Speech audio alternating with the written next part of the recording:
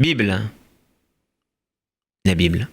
La Bible, c'est un mot équivoque extraordinaire, surtout en français.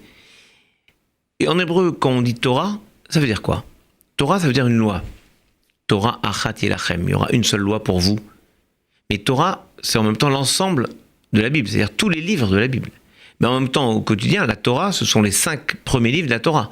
La Genèse, l'Exode, le Lévitique, les Nombres et le Deutéronome. Donc, ce qu'on appelle le Pentateuque, les 5 livres.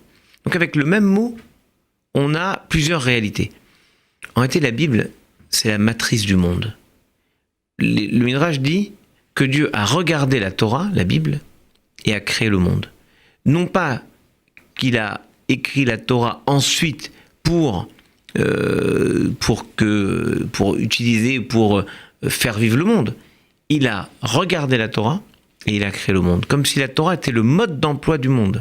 La Bible a cette force, d'ailleurs, de raconter non pas uniquement la vie d'Abraham, Isaac, Jacob, la sortie d'Égypte, Sarah, Rebecca, Rachel, Léa, les patriarches et les matriarches. Non. La Bible raconte notre histoire. L'histoire de chacun et de chacune d'entre nous.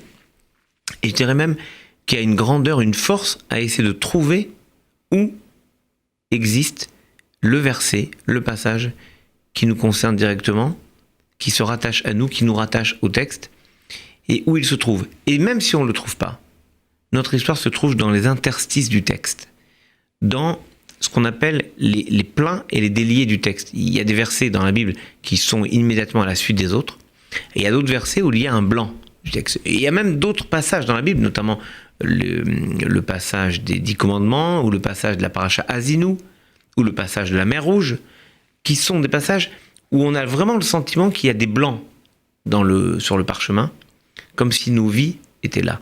Et je crois que la Bible n'est pas uniquement l'histoire des Hébreux, l'histoire de la création du monde, c'est notre histoire.